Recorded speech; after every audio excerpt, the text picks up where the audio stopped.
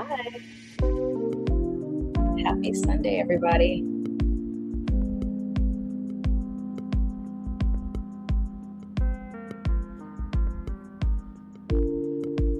Happy Sunday. I'm doing great. How are you?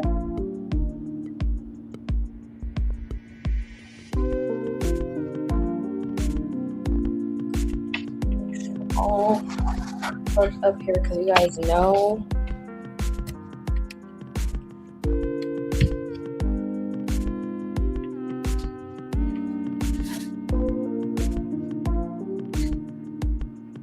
I have to make sure all my little cords are not mixed up. Really just not live, guys, because I decided not to charge my laptop today.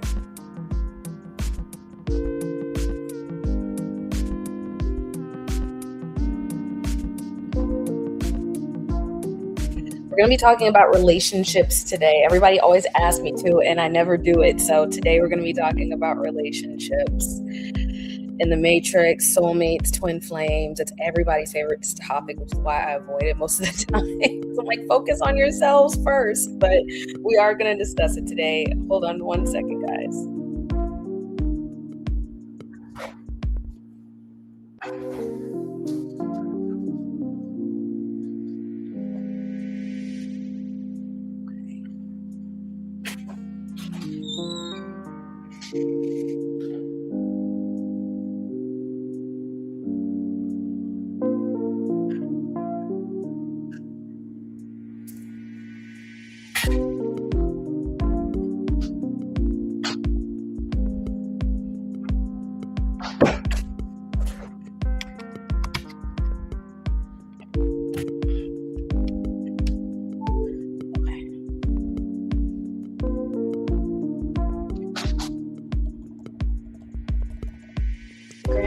Grand Rising, happy Sunday.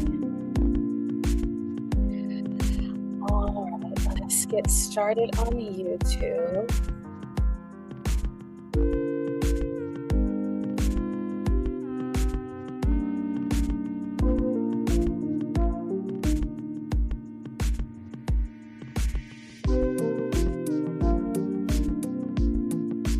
Happy Sunday. We are live on YouTube, TikTok, Instagram. We're going to hope the connection stays pure today.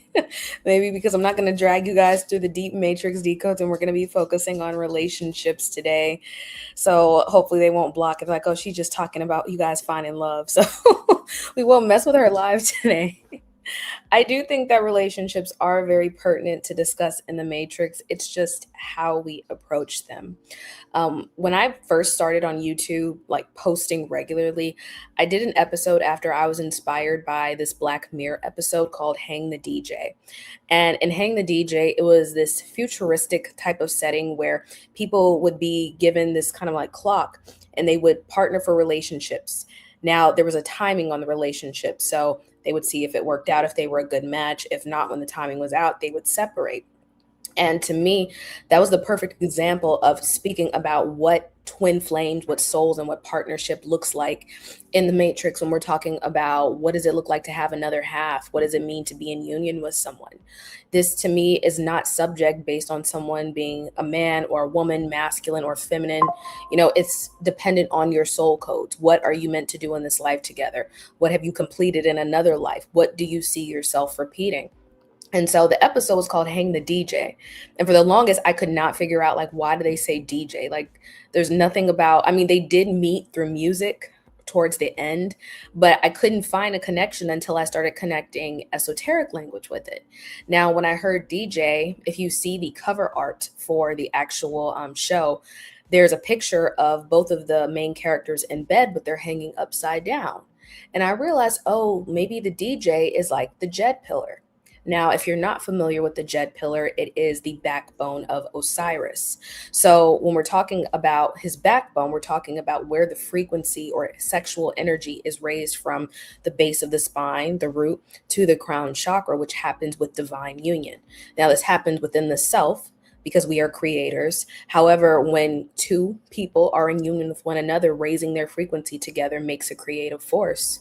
So when they were talking about Hang the DJ, and at the end they get to choose whether they are going to repeat what the simulation keeps dishing out to them, or will they choose each other regardless of all the parallels that tell them who would be perfect for them or what would actually work.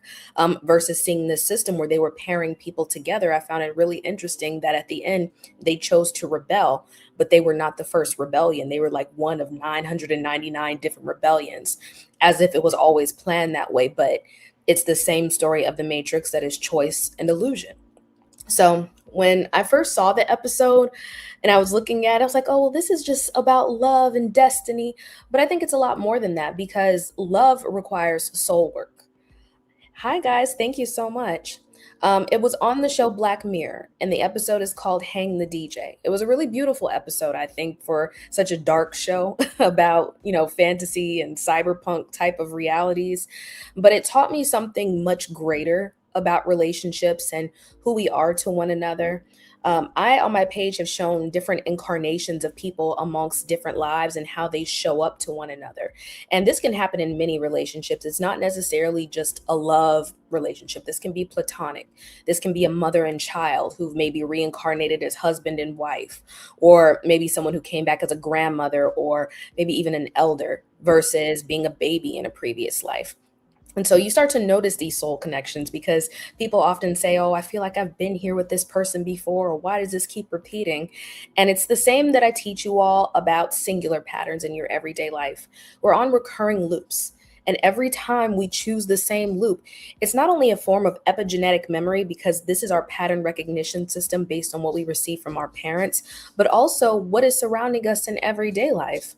So I actually started to really examine my own life and the patterns that I saw. And I would bring in everything from like notable figures in history to things I saw my mother do or my father do.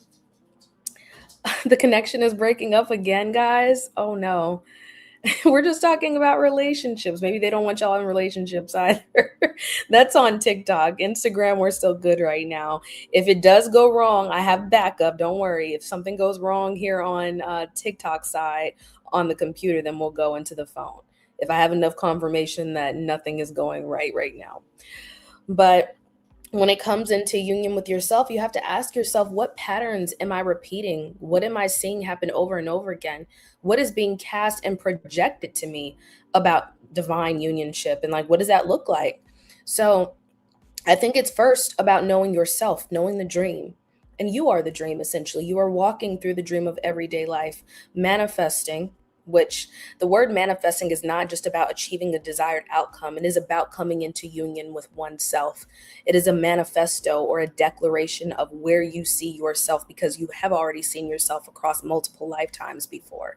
But now that you're coming back in turn with the self, this is when that union is seeking its opposite source. I shared a post some time ago on TikTok about Shiva and Shakti. And when I learned from that version of what it meant to have union and partnership with the self, I stopped looking at it as two separate people and two versions of the conscious force of awareness, because one is awake, it's vibrant, and it's moving, and the other one is very still. Both are needed to come together to create that union, just as you need a spiritual energy and a physical energy to create this charge that we call human life. So when I first heard that story about, who was waiting to rise into union with the other, it made me think of all the times I heard about runners and chasers in relationships, like, who am I supposed to be with? Or why isn't he calling me back? I just laugh because I've been through it. And I remember having that sense of waiting for the right person, or waiting for the world to catch up with who I was and reflect that in another person to me. But the true reflection that I was always avoiding was the one in the mirror. And so it's interesting, because I think even Man in the Mirror by Michael Jackson is trending on TikTok right now. So when I'm like in alignment with the code, it's usually something that I see externally that's feeding into my subconscious. Now, in these relationships, When we have a masculine and feminine force, this is not again subject to being solely a man or solely a woman. We're talking about a spiritual force versus a more executing force. So, like, you know how in a relationship, one person has the idea and they're great at drawing up ideas, and the other person is great at executing, or maybe you're good at both, right? Maybe you're already in union with oneself. You're already good at executing your goals and what you want, but it's about more than that because we're not expected to carry every single thing alone in this life. Even as you look at your DNA, right? It's a spiraling staircase that has two pillars, and each rung connects to a different level of reality. In some levels they call that Jacob's ladder, when we're talking about our backbone and our spine and the pillars that uphold our life, our reality, civilization, as it is within our minds and as it is within the spiritual realm as well, not just the physical. And that evolution happens over time. The more you know yourself, you're not looking for yourself in another person. The more that you learn your patterns, the things about yourself you may have not noticed before, your likes, your dislikes, your challenges, your struggles, your things in your life that you just can't figure out why you can't keep moving past them, but then you're looking for something to kind of like come in and rearrange that for you. You have to know that you are the story first. And your story is only going to be reflected and mirrored back to you once you see who you are in this story. So if I use, the Matrix as a story, think about Neo and Trinity, right? What brought them together? I'll wait for see some answers. I want you guys to be interactive today. What do you think brought and drew Neo and Trinity together in the Matrix?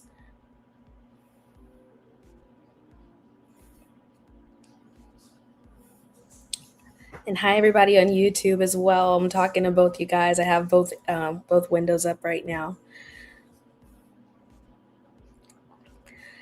What do you think brought Neo and Trinity together in the Matrix? If you guys don't know, I'll answer for you. I'll give you guys a few more seconds. Maybe some people are typing. If not, I'll go ahead and give you my interpretation of it. Well, don't think too hard about it. Think about it from a non-logical perspective. You just think about the opening of the movie. Trinity is the first one that we were introduced to. She was hacking the IRS. Will. I like that. Shared understanding. Wait to see if we have a couple more answers. You guys are doing great. What brought Neo and Trinity together in the Matrix? Remember, the Trinity represents the three. So, just like you have the masculine and feminine forces together, someone already answered, they draw together divine will. That is that power, the cerebral spinal fluid. She was the one, the three into one, yes. And so Morpheus, who's the god of dreams, came together on both sides. He knew Trinity and he knew Neo. Now, the thing is, when I'm talking about these two forces, I'm not speaking about them like we're actually thinking of Carrie-Anne Moss and Keanu Reeves. We're thinking about the masculine and feminine coming together, like somebody said, to create will, mind, body, and soul. Absolutely. Similar interest, okay. And what was their interest? I want you to dig into that question a little bit. You said similar interest. What do you think their interest was overall? And don't say breaking the matrix. I want to see where your mind goes with that one, because I think that's an answer worth exploring too. Similar interest. When I think of what they represent, not just the Trinity, creating balance, yes. More like a divine assignment, yes. When we view it that way, I love that answer. When we look at it as a divine assignment, it kind of changes the output of why we believe we're together with another. And for some people, it's simply about desire. Desire also exists in that root chakra. It still comes from scarcity. You don't feel like you have enough, so you seek passion, you seek cravings from someone. You seek for them to fulfill something that you can't. But there's a difference between that and union. To experience more than what was shown in this world. Absolutely. And sometimes you need to have eyes in a different way. So who did Neo go to? Who did Trinity tell her? Who told her her future? What was going to happen? Remember who she went to? Who told her she was going to fall in love with the one?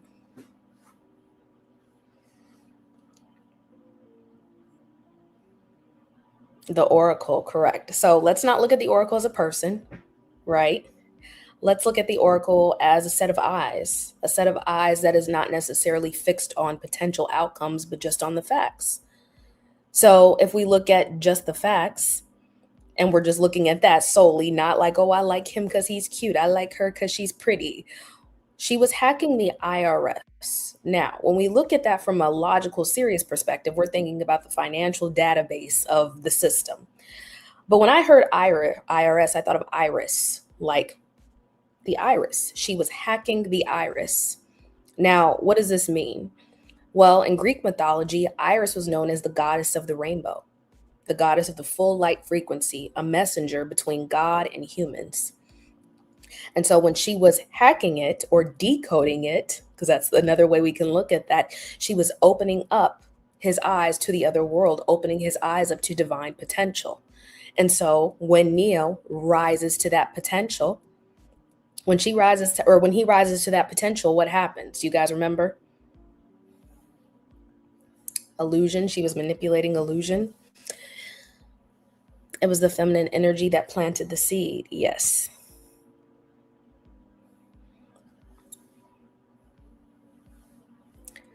I'm going to check on TikTok. Some people are saying it's glitching a bit.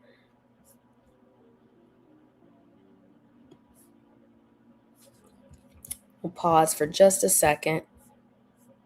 My connection is good, guys. I'm not on anything it's solely this TikTok because I use the same Wi-Fi on my phone that I do on TikTok Live and YouTube. We're good.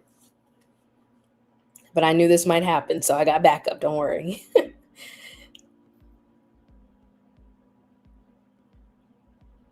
We're going to switch over real quick.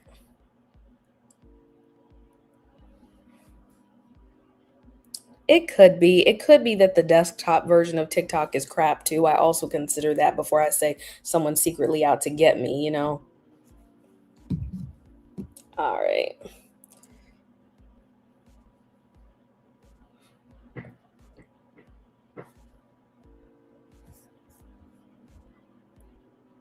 Okay, guys. We'll wait for them to come in on TikTok. We're still going right now. But when I speak about Neo and Trinity, about them finding one another, the Oracle kind of knowing what was going to happen, but couldn't tell them what was going to happen. In my eyes, that's using your eyes, using your third eye specifically, to come into union with the self, because you are both the dream and the seeker. You are seeking yourself in this reality. You're not looking outside of yourself, you're looking within. Your dreams hold the keys and the codes to everything that you desire in this world, in this universe. And so your desire usually comes from something that may have been unfulfilled in a past life, something that you didn't tap into.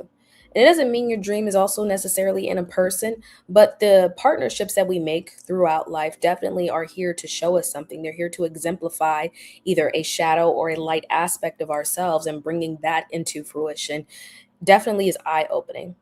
Yeah, it might have just been the desktop version, guys. I'm getting some feedback from the TikTok side, and they said the connection is better. I really think it's the TikTok desktop version. Maybe it doesn't sit well with Mac OS because I have a MacBook, but never fear. That's why I prepared today, because I knew something would happen with it.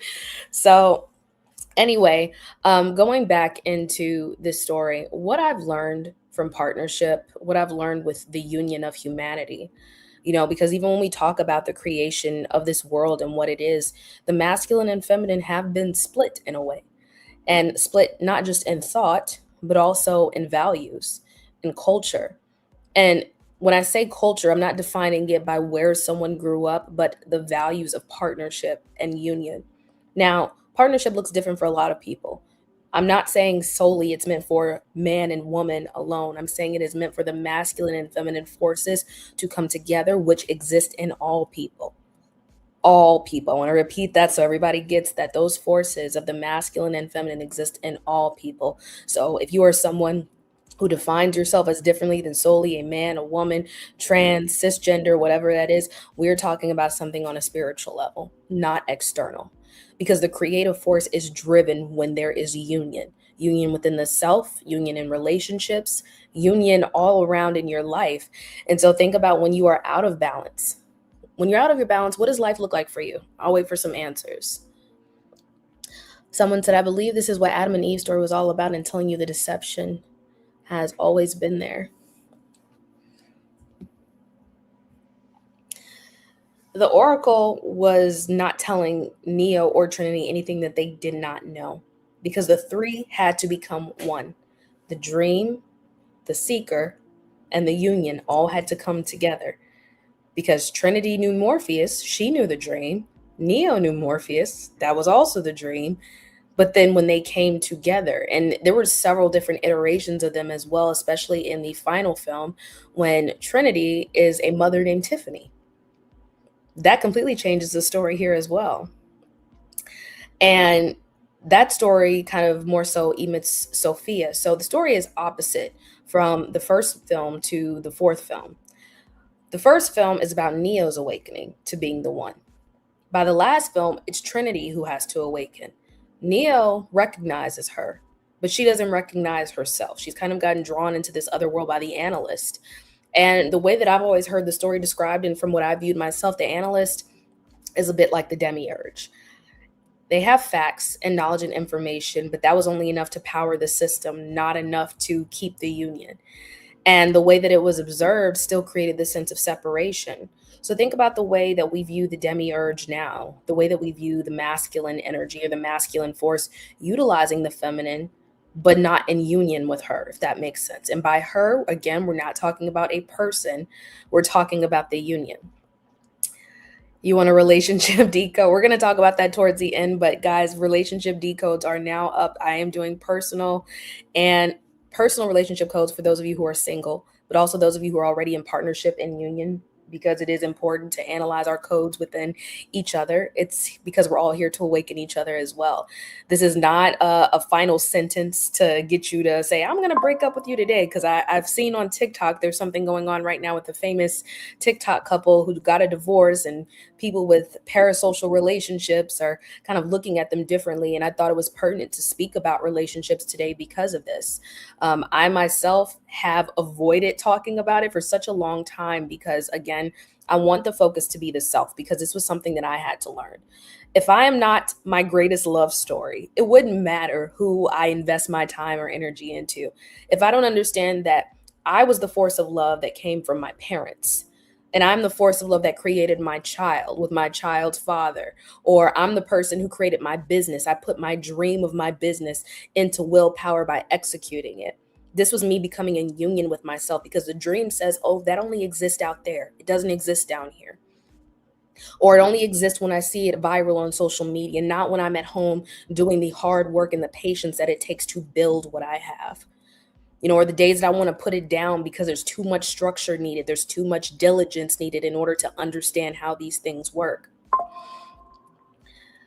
Yeah, someone said on YouTube, the problem is believing that there's a separation between the two, and there's not. What is the difference between your waking life and your dream life or your sleeping life? Do we even know the difference? Does life actually feel like a dream at this point? And if so, how do we start finding the dream? We come into union with the self. So I was kind of like low energy today, and I actually didn't feel like going live. And then I like turned some love songs on, and I asked myself out loud, what happened to R&B? Like real good R&B, and not the breakup songs, but like the true love songs. I feel like as a millennial, that was the last bit of love music that we really got. I can't tell you the last time I heard a really good love song. I literally have to go back and listen to some stuff I've not listened to since like 2010 to hear anything. Love is not dead, though. I don't believe that.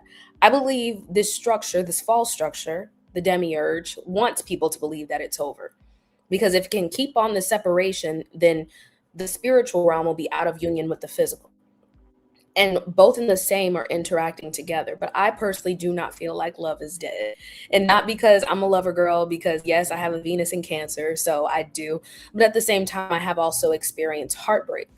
And so in knowing that, and then looking at what's happening in the world right now, what's happening externally, it does have me viewing relationships. What is our relationship with our masculine structure in life and with our spiritual? Are we overly attached to one or the other? Do we hate one over the other, and why? How did that happen? And so when you look at the state of the world, the environment, you look at the ocean, you look at the sky and the earth, You look at the environments of the forest, of, our local forests, our oceans, all of that, our lakes. I wonder, do we observe this the same way we observe the people that we want to care about us in this lifetime, or the people that we want to give our love to? Because if we're not treating the world the same, if we're not treating our families the same, how can we really expect any of that if we're not treating ourselves the same as well? Exactly. I love that answer. Someone said, I know love exists because I am love. And I think that that's something that people are trying to remember right now. They're trying to remember the origin of love and what that is. Uh, what if you're no contact with your family? I don't believe you have to speak to someone to love them or to find love in them again. I don't think that's necessary. Love exists without words. It is the driving force of humanity. It's why the matrix code is green. Green is the color of the heart chakra. It's the color of the earth. It's the same color of the thing they make everybody chase after, money. But at the same time, it is the color of the emerald tablets, right? Emerald is also the stone of the month of May, which is associated with the mother. And so when I think back to the oracle, she wore the colors green. Her kitchen was kind of gold colors. And it was there where Neo wanted to know if he was the one. It was probably also there where Trinity sought to know the story that she would fall in love with the one. Both of them were the one. They were one and one in union with one another. And so I would think, like, if you guys have ever seen like the Rider's Waite tarot card, for the high priestess, she sits in the middle with two pillars on the side of her. Those are the pillars of Yakin and Boaz. When I look at that, I look at the two masculine structures. So Trinity would be in the middle, right? Because she's going to drive the willpower forward. But then you have Neo on one side and Morpheus on the other, the one in the dream. They have to come together in order to birth the new world. And so, this world is not over with.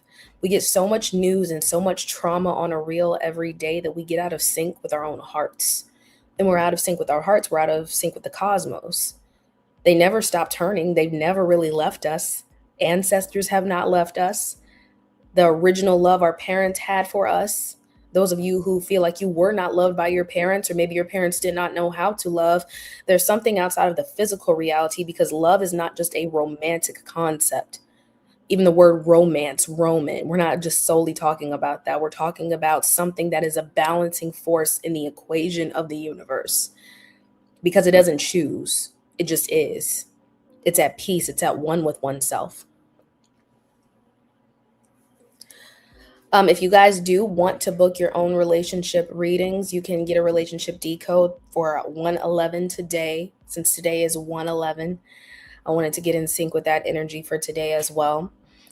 Just saw a lady on TikTok talk about empathy and kindness being what saved and rebuilt humanity every time we fell. Sounds corny, but love truly seems that way. It is not corny at all. It's funny. Whenever we use the word corny, I'm like, what's interesting, because corn corn is a maze. The word for corn is maze. When we talk about maze, we're always looking for the center of the maze, which is ourself. It is union with ourself. I actually just finished watching Westworld a few months ago, and the man in black, who's like the villain in the show, or the antagonist, his whole plot twist is he wants to find the center of the maze, but he's told that it's not for him, because it's for those who are seeking to evolve. Going within oneself is where the evolution starts, because you go to the place for the very first time. When you were in your mother's womb, you were not thinking, oh, am I loved? That was not something that required words. You were somewhere where you were omnipresent. You were within your mother's womb, but you weren't sitting here with the same kind of thoughts that manifest in a material reality, and that completely changed the game. And so the idea is to come back into union, back into love with the self. Now, again, we do it through partnership and union at times, but you can't do it with another person until you see it in yourself. Someone said you were waiting for me to break down corn. I always thought that was funny, because especially in movies like about what's the one, Interstellar, like the cornfield chase, which has a beautiful score written for the movie, but it always makes me think it's just about finding the center, finding the middle. The Wizard of Oz takes place in the Midwest, which has tons of cornfields. I know, because I grew up near one. So finding the self is kind of making your way through the alleyways that we call the matrix, the different codes of reality, as trying to read our patterns. Who fits me best? What fits me best? Is this what I'm looking for? And that's when you start to realize the coding and patterns that follow us throughout life. Many people who are seeking something from someone else, like in a unionship, they feel like they're missing something. But when you're in balance with someone else, you're usually in balance with yourself too. So this means I don't seek from you because I need you to fulfill something for me. I'm at balance with you and you're at balance with me. And I have found those kinds of relationships everywhere, just not just romantic ones, but also ones within the self as well. Interstellar was a Nathan Crowley movie too. We were talking about Nathan Crowley and Discord and his connections to Wicked, Wicked's connections to the Emerald Tablet, which I can actually go into that a little bit too. So, with the Emerald Tablet specifically, think about Elphaba in the Wizard of Oz, or Wicked, I'm sorry, and reading the Grimoire and how she brings Fiyero back to life. Now, there's a lot of layered choices in that movie specifically, but I do believe that that was a play because we Jericho Rose decoded in Discord that Nathan Crowley is a descendant of Aleister Crowley, the English occultist, who did spend a lot of time studying into the Emerald Tablets, Egyptian texts, and things like that. They were always trying to manifest the Scarlet Woman. And the Scarlet Woman was the consort of chaos. So you had Babylon and you had chaos. And so the thing that brings something to life truly is love. And I mean like a true life and a true soul. When you have that, that is something someone can't take away. There's no code that can outdo love. There's nothing that can separate that kind of love. I do remember the movie Field of Dreams as well. So when I saw that and her read the Grimoire, and there's like this whole scene where the flying monkeys are around, they make it so dramatic, but you know, it's a musical, so what do you expect? But when she brought him to life specifically, she was taking something that was supposed to be dead and inanimate and brought it and gave it a soul again. And so the same thing I kind of see happening in not just the technology realm, but the loss of the soul happening when it comes to understanding relationships. When we get so much patterning and prediction happening in social media, the way they want people to view unionship.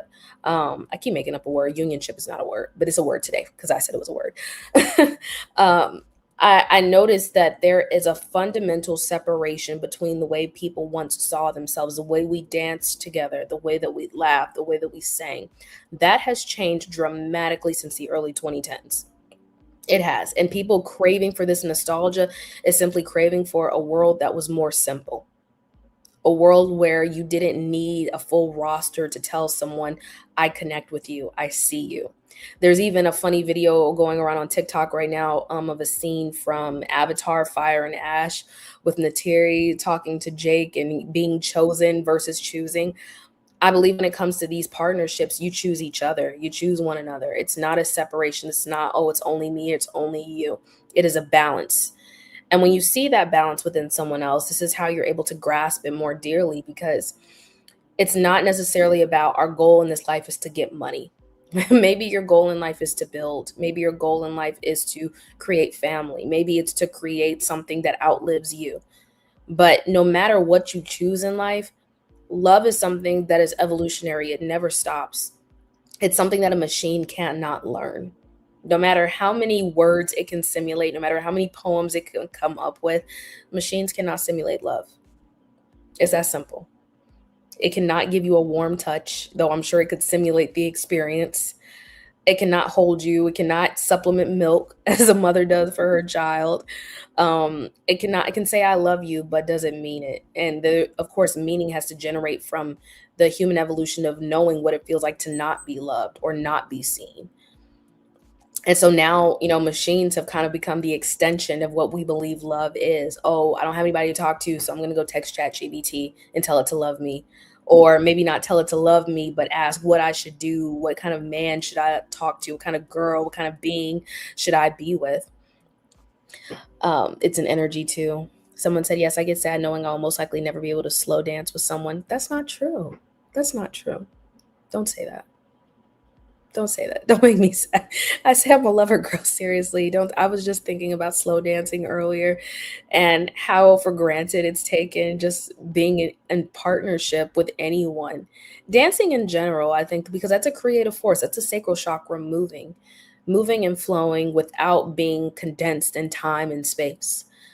And I enjoy watching dancers all over the world of all different kinds. But I've been seeing a few different kinds of dancers like on my Instagram. And I said, we need to see more of this because if we even saw this from a creative perspective, you could think about this when it comes to any other kind of partnership as well.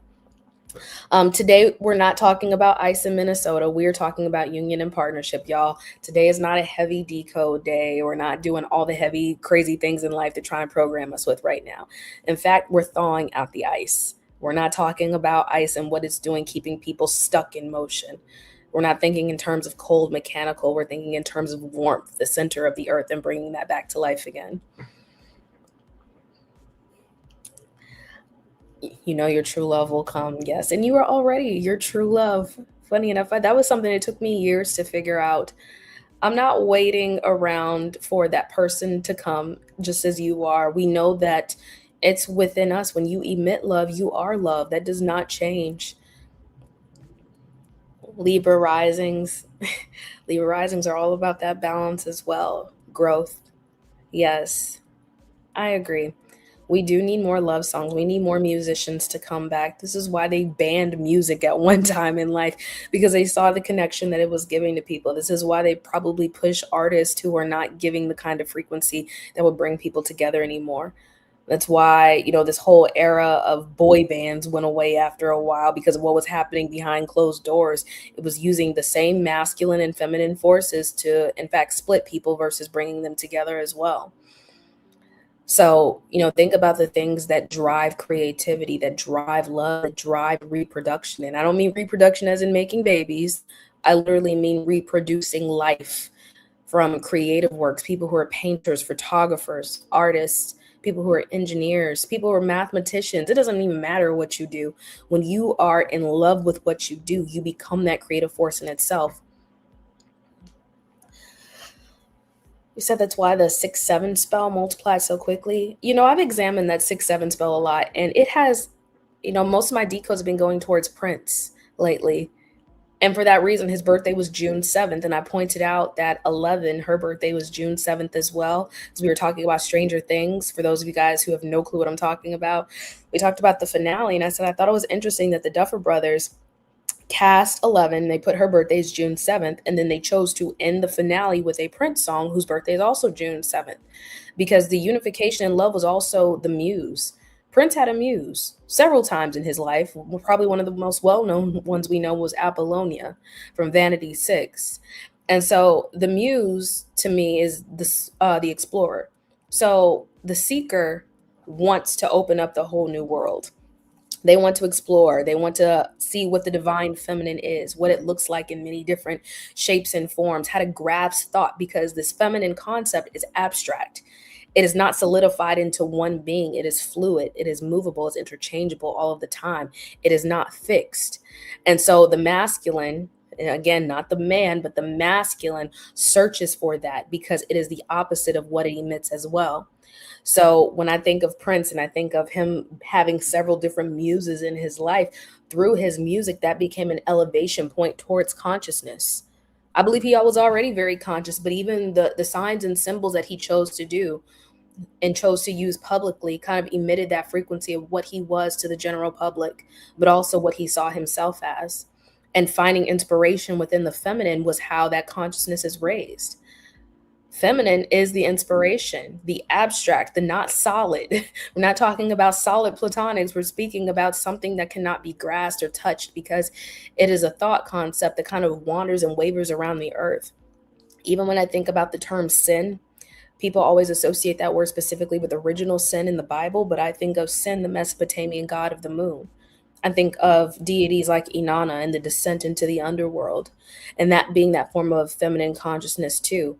So there's the seeker and there's the finder. That's why we have like these runner and chaser relationships. There's always one person looking, the other person like, I'm just over here doing my own thing.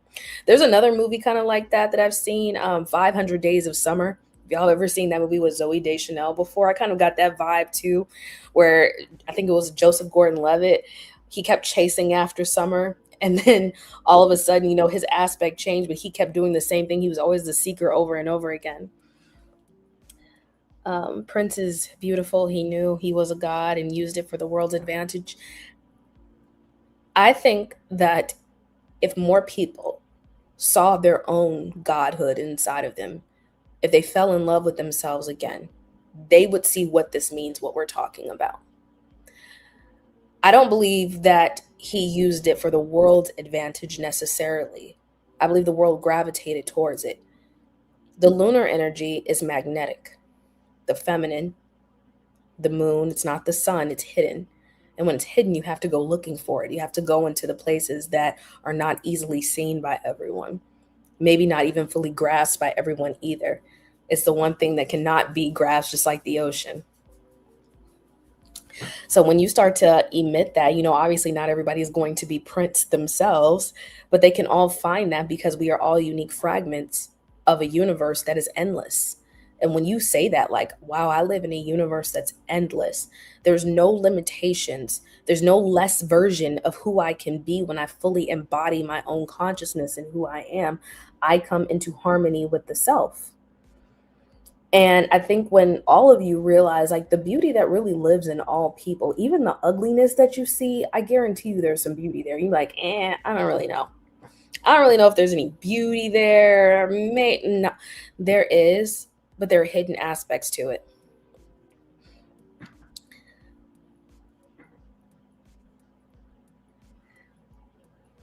Oh yeah, I love all you guys' comments right now. They're fully evoking everything that I'm saying right now, which needs to be remembered. It needs to be spoken about because even when I was like, I don't know if I want to talk about this today, love has to be remembered. When you're watching all of this stuff happen, that's why I'm like, I don't really want to talk about ICE today. I don't want to talk about anybody who's getting publicly unalived, not because I don't care, but if we just focused for a moment on harmony with the self, small changes can be made everywhere. It doesn't mean that the whole matrix grid is going to collapse tomorrow. It means that your connection to the infinite is going to wake back up again. And when you see that that connection actually exists, that separation is invisible at that point. The only thing that's visible to you is the world. And the world is endless. It has many things to offer to you. The world becomes your oyster at that point. And so when we look at, somebody mentioned Venus on YouTube, I want you to think about the Renaissance depiction because that's not even the only one or the most accurate one of Venus. We think about the birth of Venus and her coming out of the clam, coming out of the shell specifically. When we see that, what do you think of the birth of Venus? If you guys have ever seen the Renaissance portrait, what do you think about that? The separation has always been a choice.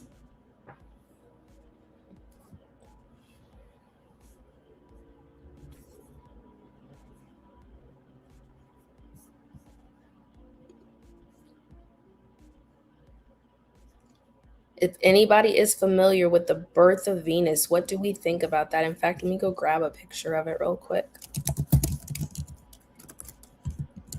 It's going to be on YouTube for those of you who are on right now.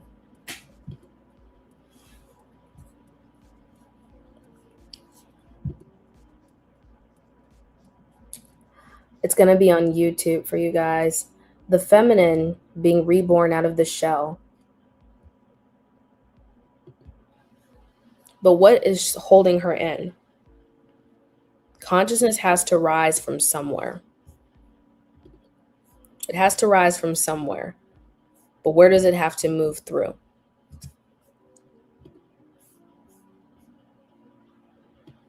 Water. Okay, somebody's got it. Memory. The feminine has to be remembered again. We're always complaining about the patriarch, but we never remember the feminine.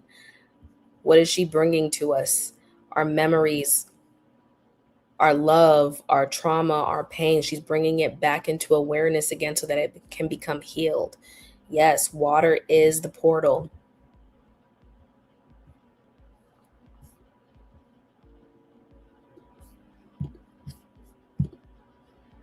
I'm going to grab that Birth of Venus picture for some of you guys on YouTube.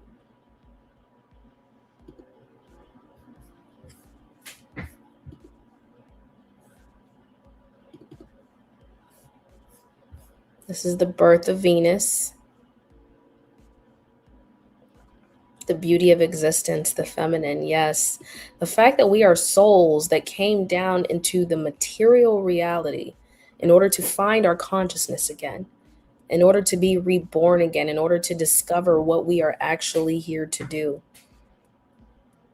We're here to come back into the awareness of the self. The self is not solely masculine, it is not solely the physical flesh, but our DNA does encapsulate the spirit of the cosmos. And I know that's so crazy to think, what do you mean the cosmos? I mean, hello, we live on a planet. We live on a plane of existence.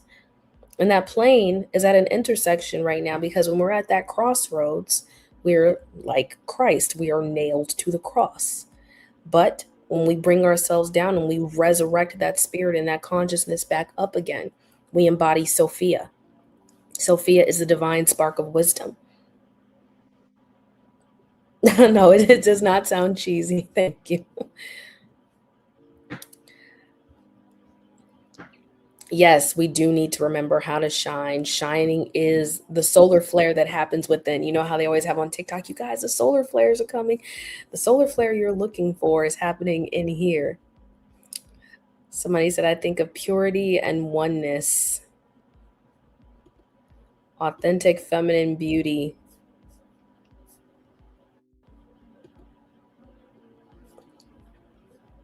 Thank you. What do you think of IQs and how they tie into our experience?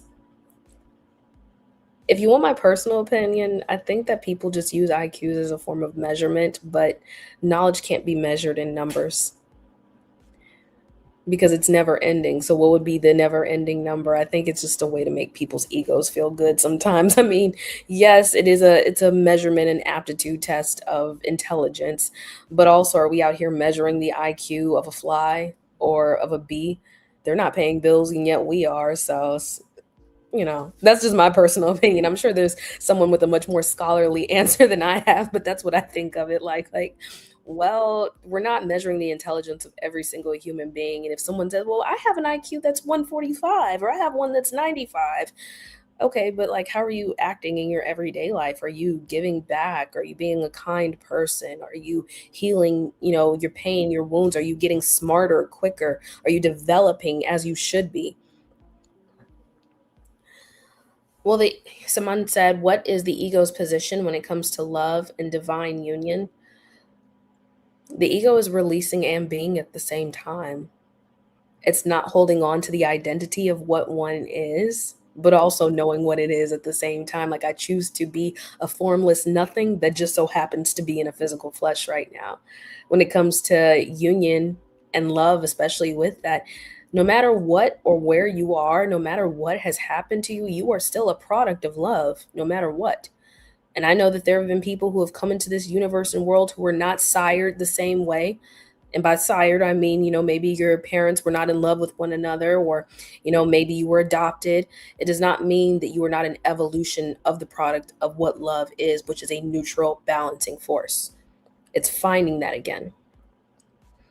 Yes, someone said the ego is a tool. It's a tool for self-reflection, is a tool for evolution, for personal growth, of seeing yourself not as you would like to be, but as you are. And I don't know how many people actually truly have looked in the mirror and seen themselves. And do you even need a mirror to do that? We hold up these scrying mirrors in our hands every single day. You're looking at a mirror of yourself. You're looking at a reflection, whether it's directly you, an experience, a fragment of an experience. This is still something that becomes sort of a form of hypnosis. And again, if you can't look within, if you can't turn the phone off, turn the camera, the TV off, and go within and think, okay, this is what I'm here to do.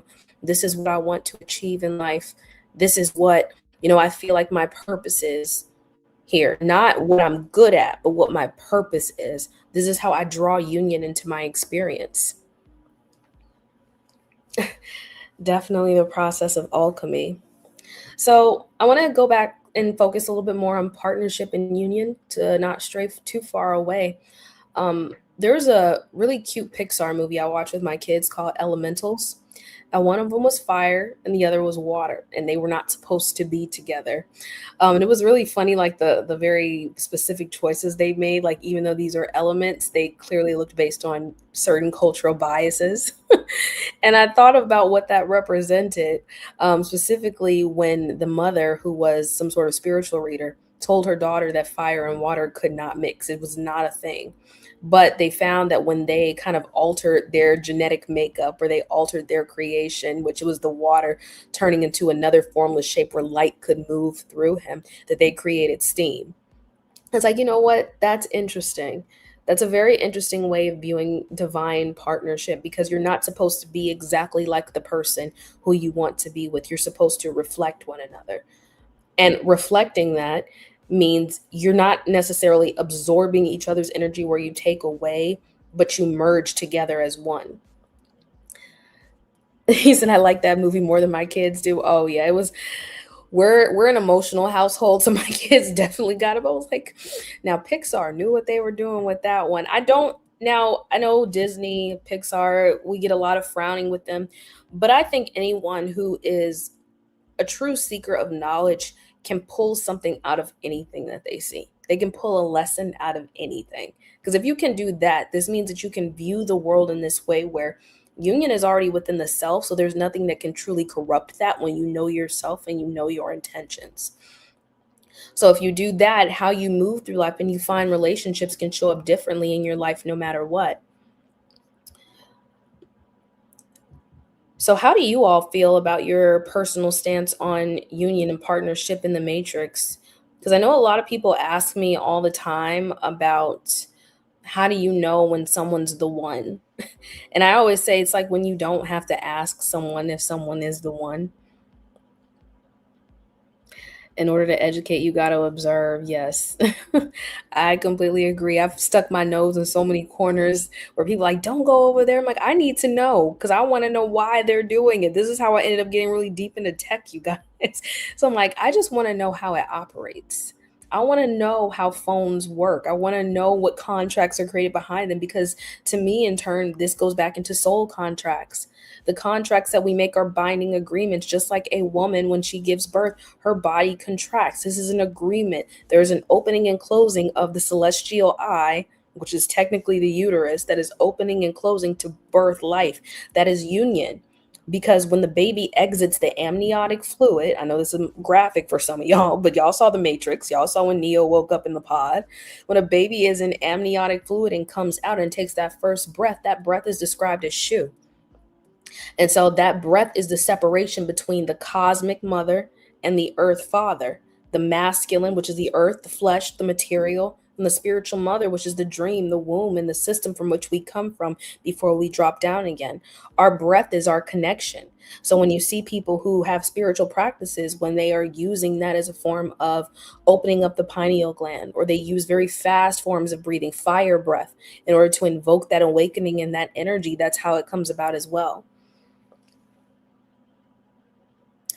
I woke up today really down about how I keep attracting men in which I'm the one doing too much.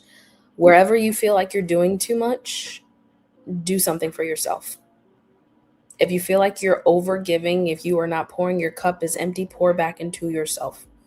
This is not a nod to just be like, yeah, screw them, to be selfish. I'm telling you, anything you would give to someone else, give it to yourself first. There'd be no point in giving away your knowledge, your energy, and your time. And this is in the system too, you guys. Think about how many people pour their time and their energy, their sight and their vision into scrolling online. The same time they could spend creating something for themselves, going outside in nature, maybe creating a piece of art, doing something that puts them in flow with themselves. But this becomes the new flow. And so when you realize that, I think it almost helps you see how many people online are deprived of human touch. If they're deprived of human touch, it's almost natural that the fingers almost become magnetic to talking, to tweeting, to writing things they don't really mean because they're high and heavy on emotion. It almost becomes a sexual force in that way.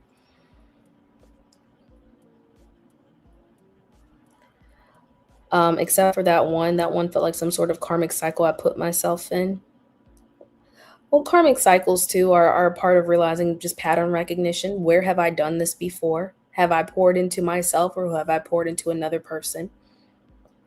How can I give back to myself? If it's karma, it's the pendulum swinging back and forth. You got to get it back in balance with itself. When it's present, it makes everything you've been through make sense and it feels like it all led up to meeting the other person. I absolutely agree with that one. Let me put that up on the screen for a second. It's interesting you say it was the longest relationship you were in because the Black Mirror episode, which I was discussing, kept everyone on a time limit, however long they were with the other person. So I'll just like revamp because I spoke about it before I ended the first live on TikTok. The episode Hang the DJ, Black Mirror, all these people have different devices. And so they meet up with a potential partner. But it always gives them how much time they have with the other person and they get to do whatever they want with the time. So eventually, two of the people they meet up again. They're the first couple that meets, and then they end up together in the end. They choose to not pay attention to how much time they have together because time becomes an encapsulation system. If someone were to tell you you only have this much time with someone else, how do you spend that time? Do you spend it fighting? Do you spend it being in love, learning, growing, evolving? The same as your time here on Earth. Are you clocking to see how many more days do I have left till planet Earth is over? Or are you in flow with the cosmic force that's keeping you here right now? You know, it's very often everybody keeps coming saying, we're on a prison planet, we're on a prison planet. You don't think you have something to learn here? You don't think you had something to evolve with here? You thought it was just supposed to be easy street and then you get to leave again? If life were that easy, a baby wouldn't need help walking for the first time. It wouldn't need encouragement to learn how to stand and move, but it's also something natural that you learn to do over time as well. You don't stay crawling forever. You learn to walk, you learn to run, fall, hit your head, wobble a little bit, eventually go out on your first trip, fly for the first time, whatever it is that you're doing, you learn to evolve through different periods in your life. And so I view reality as the same. We do call it a prison planet because there are concepts that people do not understand yet, that they are not able to navigate through because those resources have not been made readily available. They've been gate kept and hidden. But just because something is hidden doesn't mean it's lost, does not mean it can't be found again. Yeah, someone said even if it's a prison planet, you created that. And humans in general taking responsibility for our choices is a hard thing that we've all been through. It's easy to look at every news article and just say government this, government that, but it's also up to people to have personal agency. Agency is choosing that, okay, well, if I think this is wrong in the world, then I'm going to do something about it, or I'm going to do what I can to make some kind of, I'm sorry, significant change in my life. I feel like when you make that connection, it knowingly or unknowingly fills a void we have. Absolutely. I believe everyone that's here within this 100 years has a specific reason being here. I believe that as well. It's like revelation. It's always been there, was just missing the awareness. Absolutely. I agree. And it's again about falling in love with yourself again. When you're in love with someone and you would just do anything for them. And I mean, like the days back when you used to see guys singing love songs. We're talking about the 80s. I'm holding the box over the head. Being in love makes you do some crazy things. And I wonder if humanity was in love with itself as much as it's in love with the artificial creation, how much would change? Because if you love something and you'll do anything for it, you're harmonizing with its force. You're in balance with it. So if you want to see a different world, what are you willing to do to change it? What are you willing to do to harmonize with it? How are you becoming in harmony? Are you singing together in your own individual frequency to harmonize? Being in love does make you want to love yourself more. And when you love yourself more, you find that loving becomes easy. It does not become hard. Someone says, I still want to be at my window with a boombox. Maybe we need to bring that back because that's a lot of effort to hold a heavy boombox above your head, singing a love song. Finding self-connection again. Everybody has such great answers today. I agree. It's too funny, but we're being so serious because love makes you laugh. It makes you fill with joy. And when you're happy, you want to move, you want to do things. When people are all in joy, they move in unison together. But when they're not, they're essentially frozen. That's why all those things about ice are out right now. I'm not going to talk about it, but we're thawing that ice right now. We're decalcifying the pineal gland. We're removing the cold mechanical energy from the universe and bringing back that harmony and that energetic force that brings back love.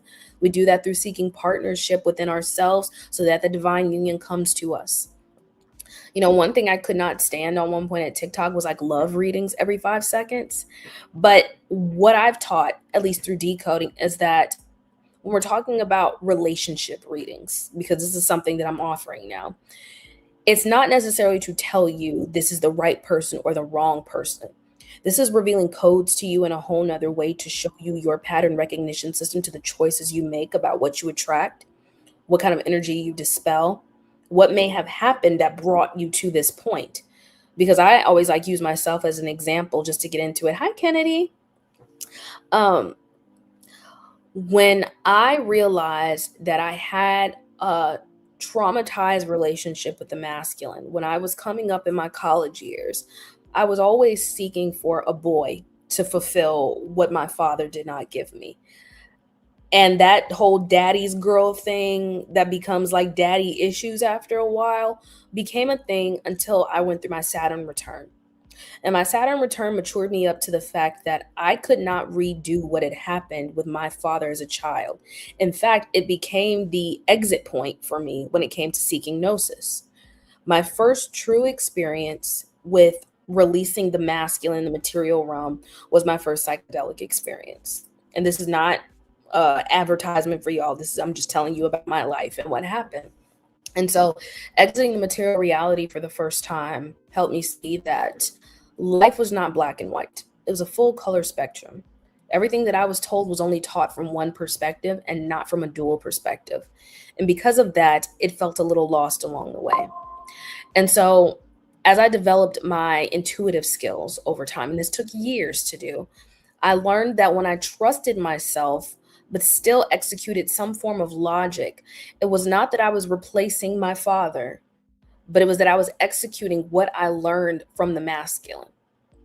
When the masculine is unbalanced, it cannot hold both feminine and masculine at the same time. It can only hold one weight. It's like if you only practice lifting a weight on one arm, you can only do one arm. But if you practice working out the muscle on both arms, eventually you got guns, right? So, as I got older, I was like, okay, well, I love all these things. I have all these ideas, but I wasn't learning to put it into action with any movement. And then relationships that I was choosing, I was doing all the giving and I was not pouring into myself. And what kind of like opened up that field completely for me was becoming a mother. Because when I became a mother, I saw the versions of self-sacrifice and pouring into yourself as well. Meaning, like for me, I was no good for my kids if I'm not fully rested. And a mother is never rested, to be completely honest, just as Mother Earth is never rested, or the mother of the cosmos is never rested. It's a constant force and moving energy. But building my dream, which was to give knowledge back to people, I didn't even fully realize the dream when I was 19 years old, y'all. I'm 33 now. And my story isn't done. It's only just starting. With my children, it's only just starting. And it's kind of like blows my mind when we talk about all this matrix stuff, because I say, wow, whatever I'm doing now is going to create their world 50 years from now. I just don't see it in the moment because I'm in the moment right now. But if I time travel to the future and I look at the logical details, the masculine version of what's going on, and I tap back into the spiritual, I'm like, okay, so you are on the right track. Think about people who like second guess the dream or they second guess the partner. Oh, I don't know if that's right for me. How would you know? How would you truly know? Is it simply a series of patterns, or is it an intuitive knowing that is developed with will being executed? And when we talked about like Trinity and Neo and Morpheus all coming together, the willpower and the execution of Neo to become the one was bringing the three aspects, mind, body, and soul, together in order to execute the will of the one. He said, we're going to manifest a beautiful world for them. I had a dream. I time traveled with my black cat and I made the vaccine. Which vaccine?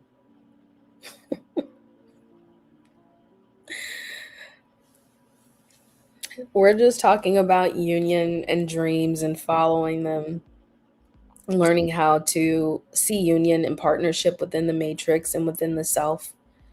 going after your dreams because your dreams eventually become a reality.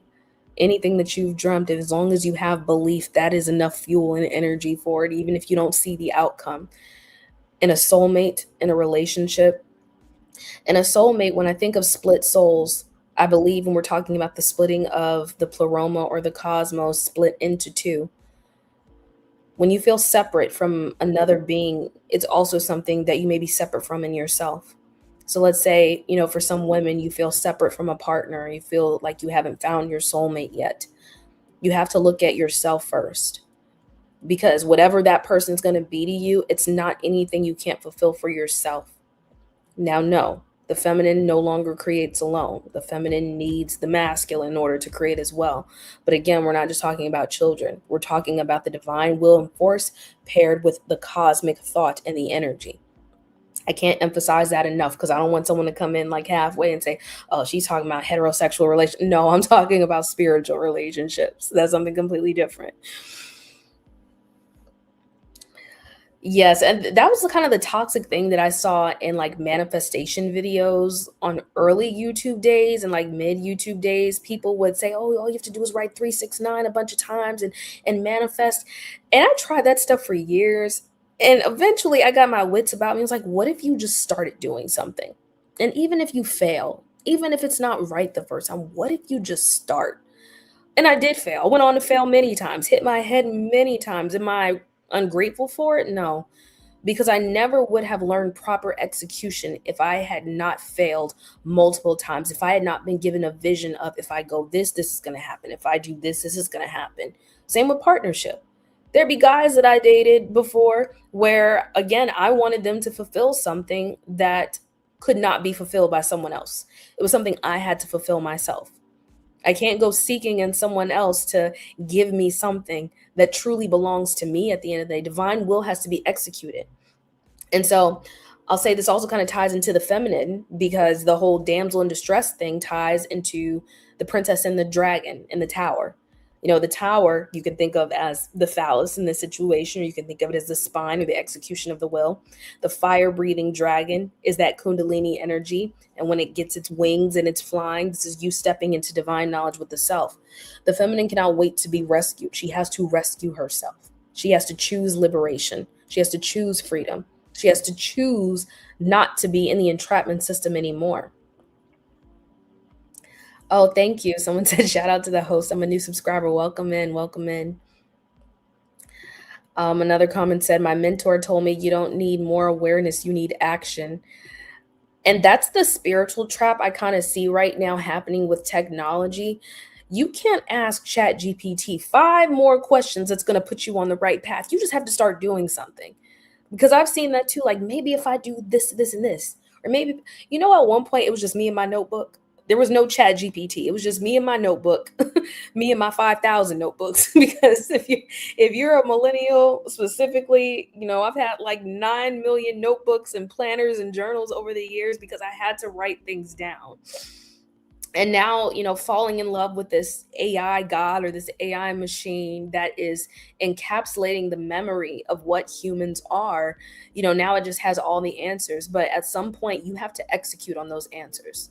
There's not any more developed plan that can give you the outcome you want more than real life experience.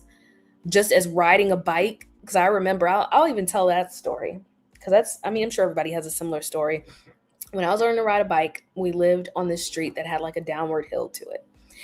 And it was my first time on a two-wheeler. My stepdad kept making me ride down the hill over and over again, kept scraping my knee. I'm crying, snotting, boo-hooing. My mom saying, get her off the bike. Sun's going down. It's the same thing I would say if I saw the father of my children pushing my son or my daughter to keep riding, even though it looked like she had enough.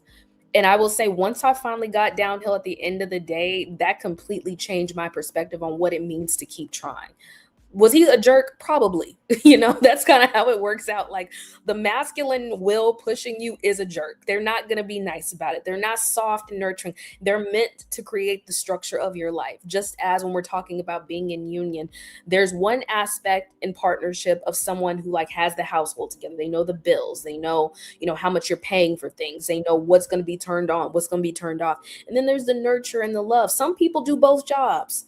Some people do. And so just seeing that kind of balance, and we're thinking about like executing things in real life. These are the lessons that we learn from evolution.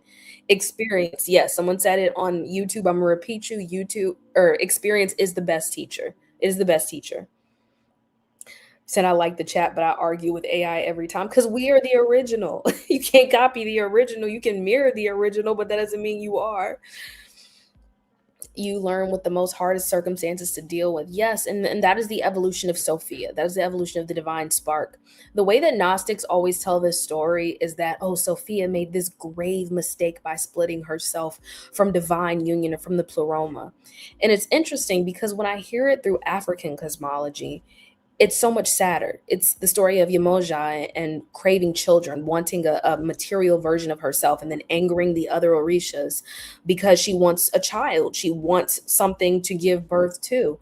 And I wonder, like, why are the perspectives so different when we're examining the divine spark of knowledge and it wanting to birth itself? Wouldn't it have to go through some form of separation from divine knowledge or cosmic knowledge in order to birth a material version of itself?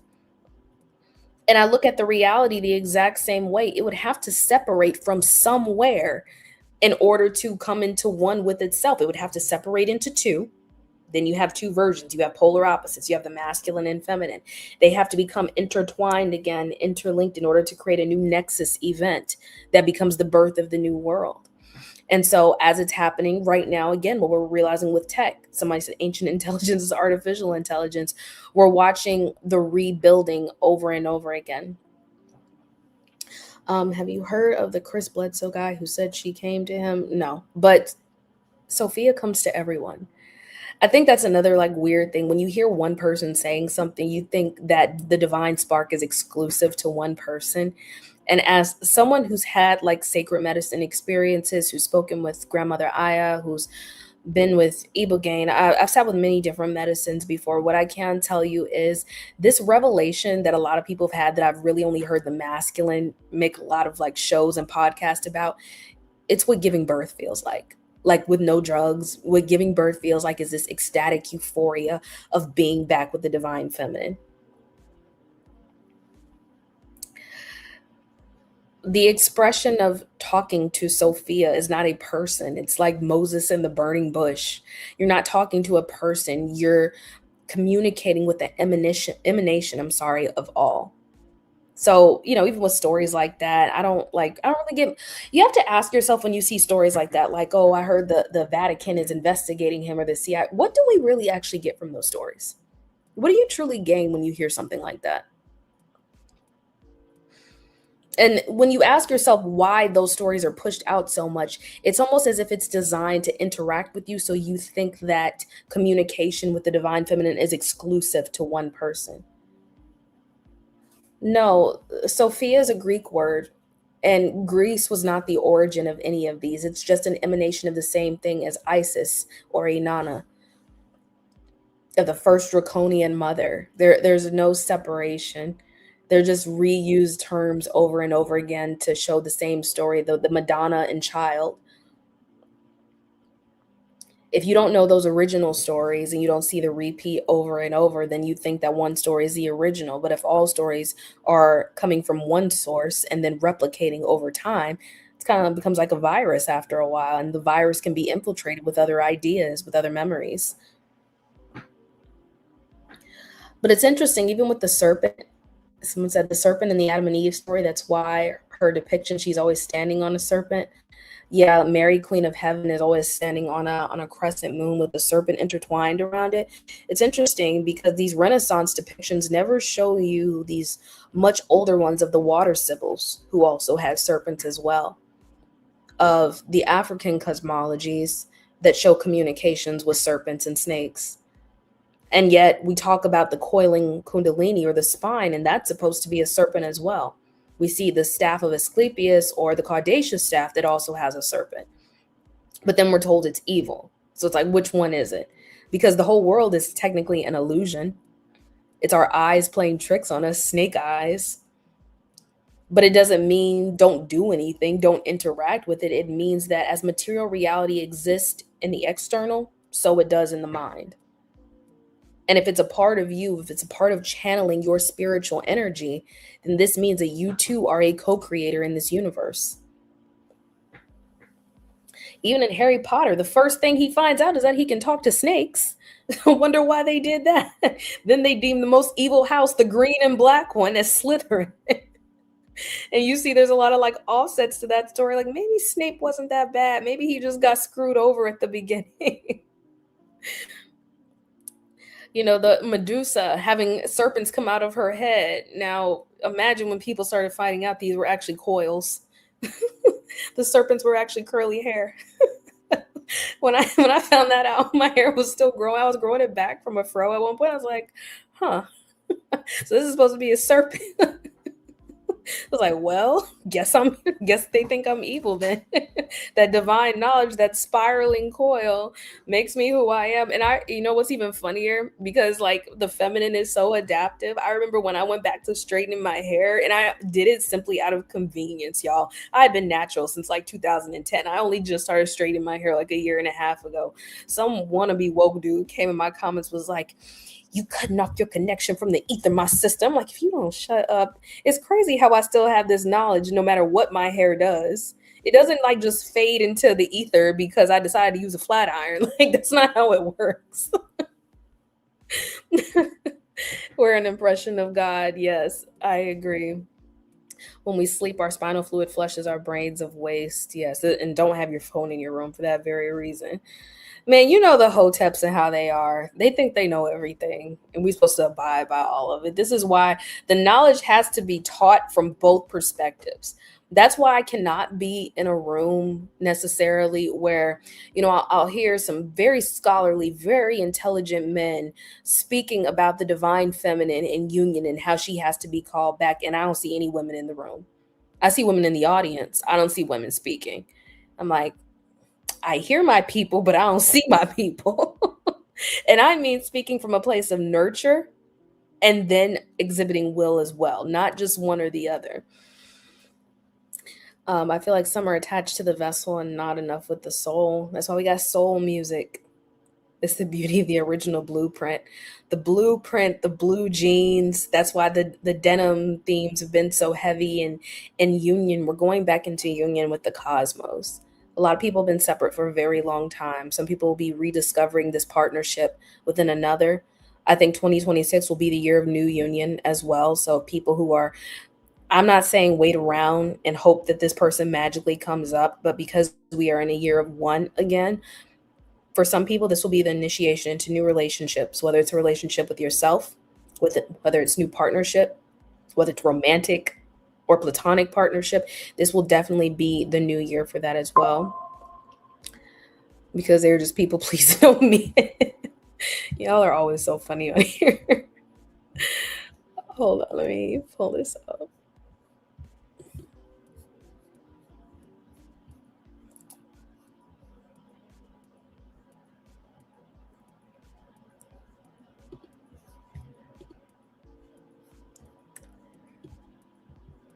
Um,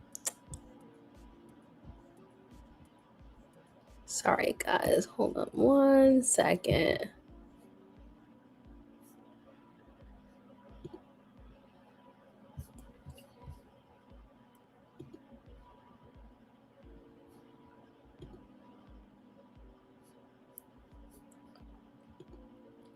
I swear I feel it. Music woke me up at a young age, trauma bonding in with it 1000%. That's why we have to go back to listening to love songs.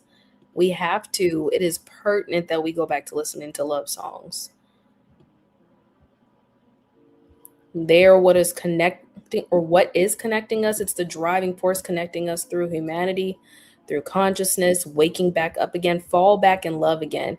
If anybody can do anything with their day, fall back in love again.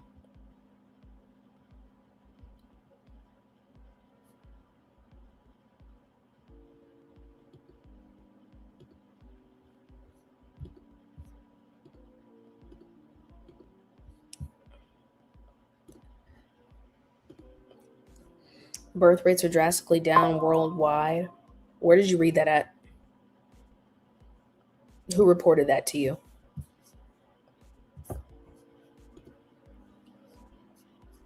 Who told you that? I'm being very serious. Who told you that? Where did you get that information from? Do you think our spirit is somewhere sleeping and this is somewhat a dream in itself? Absolutely. Absolutely. Life could be a dream. I love Kizomba, bachata, all musics that require embrace. The same government that's been lying about your history throughout. Yeah, if we tell everybody birth rates are low, nobody's making babies anymore, and then we give you things like, what was that, the red balloon challenge? Okay, you saw graphs. Who was giving you these graphs? You have to think about where you're getting your information from and what it's meant to do to interact with your psyche. Whenever you guys like bring in a comment and you say, I heard or I saw, are you actually vetting out the information for yourself? Are you considering how the measurement of the population is happening? Who exactly they're talking about? Who submitted their information to tell you whether they were having babies or not? Are their babies off grid? Or are their babies in the hospital? You really got to vet out your information. That's why I said, who told you that? Because obviously, if you're saying it out loud, this is something you're now internalizing. So examine where you're getting your information from and how it's meant to impact you too. Because if someone, let's say they wanted to have a baby, right? And they saw that comment or they saw that somewhere, what would that invite in their lives? Oh, nobody's having babies anymore. Maybe I won't get pregnant. Maybe this won't happen to me. Or maybe I'm not meant to be in partnership. Or maybe the world really is ending. You see how that can like invite those kinds of ideas in? Everything is validated programming until you understand the world. You're going to continue down. Exactly. Yes, we have to listen to some music that invites embrace back in. You guys need to learn what a hug is. Give each other not this always end up being Sunday school. Turn to your neighbor and give them a hug. Go give your mom a hug. Go give somebody a hug. People who are on social media all day long are usually sensory deprived, which is why they have to be touching the phone, touching something all the time. Um, Stores are really just explaining what's going on in the body. Exactly. Al Green. Okay, now you guys are gonna make me play. No, I can't see. I can't play a song because last time I did that, they blocked my live on YouTube. I have to remember that music has licensing to it. I really wish I could play my music. TikTok doesn't care. YouTube does. And if someone wants to go back and watch the live stream, they may not be able to access it because they block it. So somebody make some music and let me use it in your live next time. I will credit you. You will get all the credit for it. Anything that, well, I don't monetize off of YouTube or anything, but anything that I generate, you generate. After reading 1984, how can we trust any statistics that's being told to us from the media? I don't. I also don't let statistics solely shape my life because if I did, I would never go out and venture for my own information, ask how it's being measured. Most demographics these days are being measured by phones, by what people are interacting with online, through surveys, through information and data collecting that's happening in tech too. So it's the same about relationships. You think your phone doesn't know when you're single, when you're craving intimacy, when they're showing you certain things or certain people because they know where your attention and focus will be. This is why partnership has to come together again. Union has to come together again because obviously, if you don't see it in person or feel it, the machine is going to give you something to crave. And if you're constantly craving and you're not embodying, then you can't bring or draw that into your life as well. Music has always been the answer. I agree. Because no matter whether you are hard of hearing, you can hear, you can always feel vibration. People can feel and they can sense. And for those people who can't feel, they can still witness. And even if you can't physically witness, you can still feel it in here and in here. Advertising, dating sites, etc. Yes, that's why I mentioned the red balloon challenge because that's what it felt like to me. The choice of decision making upon sight and then all the judgment happening with thousands of eyes of on social media watching who will you choose, who will you be with, who will you deny. That's not organic because true love, in my opinion, when it's organic, it's something that's felt. It's not something that's always witnessed by the world, just as the relationship between the cosmic sky mother and the earth father was not something that was physically witnessed but somehow remembered by all people and drawn in many interpretations in all cultures across the world. It was something that was known about physical and spiritual union coming together, and not only knowing but feeling that it would happen once again. It's not something that would be separate forever. It'll be something that we come back to. Dopamine versus serotonin, oxytocin, absolutely.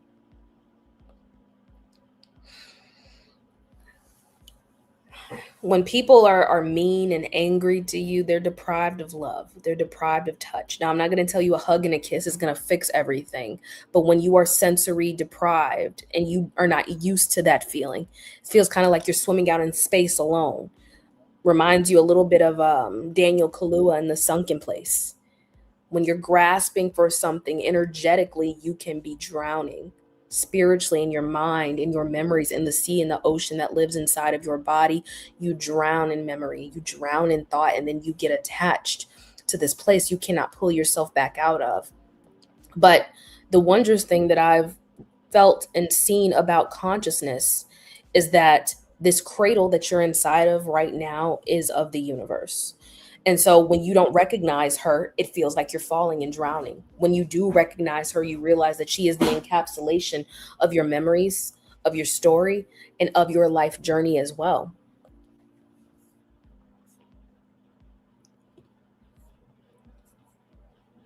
Uh, we learn from pattern recognition, and these computers can't keep up with what we're doing. They can't. They could try, you know. That's the idea. If these machines gather enough data or information on humanity, maybe they'll be able to, keep up with what we do all of the time. But love is something that is a universal concept. And because it's universal, it means it does not matter your background, where you come from. This will be something that is embodied no matter what.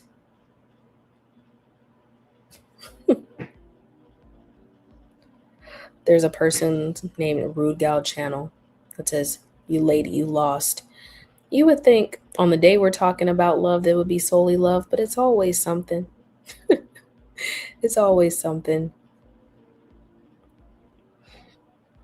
Somebody who is truly in love would not force themselves into something into which they did not belong. We know what that's called. Exactly. We're going to give them love and send them on their way.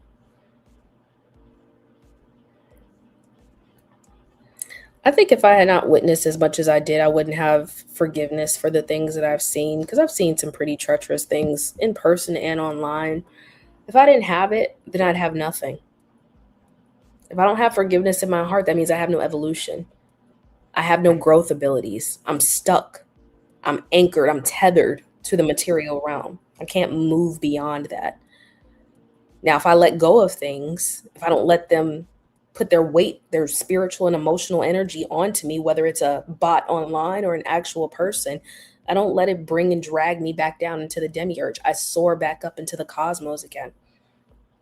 And so, you know how the mechanical language of the matrix is encouraged, right? Because I'm someone who talks about it for a living. Y'all know, if you've been part of my lives before, I speak about the matrix for a living.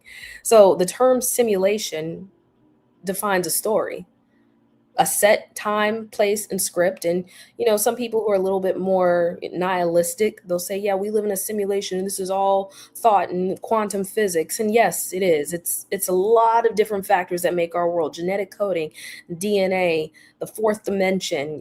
Raising consciousness and frequency, paired with just so many different things I couldn't name right now. But the point is, bringing and encapsulating all those things together makes physical matter, and it also makes thought. Someone had to think something before it was created. Someone had to think of a name before they gave it something. And so, the same way we've spoken life into creation, something was spoken into us. Where did we get the word human from? How was language created? How was language spread across different countries? Learning about that. So, when I see these things, it's funny because I don't really have like one specific way of looking at it, but I realize when people use colder language and make it solely about quantum physics, and again has a huge layer to it, black holes, simulations, there's a disconnect. If I bring love back into the equation, that completely changes it. Love is something that cannot be overridden by code. They can try, but if I love you anyway, even if you come in here acting an ass, then what can you really do about that? That's the same as like dodging bullets. I'm gonna love you anyway, even though you acting out of pocket, you're out of order, but I'm gonna still love you anyway. I don't want to be around you, but I'm still love you anyway. You see how that works? Because it's universal. It's the heart chakra. And it's interesting because I was also, I'm always thinking about like the main examples we have on the world stage right now. And I thought about Kendrick Lamar's The Heart Part 5. I spoke about that with him transforming into the other faces and figures using the company Deep Voodoo. And I was like, okay, like Vodun, but why? And why would he transform into these faces? And the most prominent one that stood out to me was Nipsey Hussle. Mostly because when I code, y'all know I'm thinking of names, and I thought of Nipsey Russell and how he plays the Tin Man. And what did the Tin Man need in The Wiz? A heart. He needed a heart to drive his mechanical nature. He could not be in a physical vessel without redeeming his heart, without getting that back. But in the end, finds out that was something he had to give back to himself. Now, Wicked is another version. He was pissed. He was pissed in that one. But if we talk about the Light Wizard of Oz version, of what restoring love is, I think it's also getting into synchronicity and timing with the self as well. I'm glad, you guys. Hi, Debbie. Debbie's the greatest, you guys. You guys need to follow her YouTube. She makes awesome content. I love it. It always puts me back in the mood of visualizing this experience as art, make love, make paintings, make drawings, make music, bring that back. I was actually also talking about the show The Get Down. Did y'all ever see The Get Down before? I love The Get Down. And you know why I love The Get Down? Because it's solely in that era between the 70s and the 80s where music was still very much alive. And when I was watching it, I was like, why don't we do this anymore? This is why people feel like love is dead, because there's no more Soul Train lines. There's no more feelings of euphoria and dancing in harmony with people, no matter their background, letting music be the unifier between all people. And so, when you get those kind of like wake up calls, it's like, okay, well, we have to do that in real life. We have to isn't there a song you have to make your own kind of music? You have to be able to step back into that frequency again. The Get Down was really, really good, especially with wasn't I think Nas voiced the main character, like the adult version of himself, though I think Daveed Diggs played him like his physical version of himself. But it all started off with rap and music and songs. Debbie, someone wants to know your YouTube. Can you post it? It's Debbie Bo Bebby on YouTube. I want to make sure I spell it right though. What's so crazy is people are doing it's not mainstream because it doesn't evoke the same heaviness that the negative does. Oh yeah, I definitely see people doing it for sure. I do. And to make it mainstream, this means we have to change our stream of consciousness or our stream of thought. Bring it more to the forefront again. Major corporations are not backing positivity because if they were, where would their money go? People will be pouring back into themselves and their own construction, and things are going back into the underground, which was the whole point of the Matrix. We're going back into Zion, back into the heart, the last human city, the last frequency of the wavelength. The human is the hue man, the full light spectrum of consciousness, waking back up, going underground. I think there's a song by Janelle Monáe called Cold War where she says the only place to be is underground. Because when you are beneath the code of the mainframe, when you are still evoking this energy, moving through the reality, learning how to step in time with the music, get on rhythm, get on beat, you learn how to step back into your heart center. And so, people who were reading the code were navigating the ship. The ship was going through the cosmic field. And I think like when we're all in our houses or driving our vehicles, we forget we're on a planet. I think that's really easy to forget. Like, we're like, oh, the Matrix, life sucks. I don't really like it. Like, wait, I live on a planet. I don't live in the state of ... I don't live in the country of ... I live on a planet. I live on a landmass on top of water that has a cosmic space, infinite space. And I'm telling myself every day, I can't do it. I'll never find love. I'll never be in union with myself. That's programming. That's a script. Start to break the script. Debbie said her next video is about the endocannabinoid system and how the medicine cannabis is symbiotic with our bodies. You guys check out Debbie Bo Bebby on YouTube. If you cannot see, I don't have it on my TikTok right now, but if you go check the YouTube, she's on there right now in the comment section. So be sure to do that. I'll post it later to my story. Thank you guys so much. So, before we end the live today, I just want you guys to know I am doing relationship decodes. Now, this is not solely for finding your twin flame or soulmate. So, let's make that clear real quick because I don't want you guys to get confused about what I'm offering versus what I'm not. I am not here to tell you the love of your life is going to return in 60 days.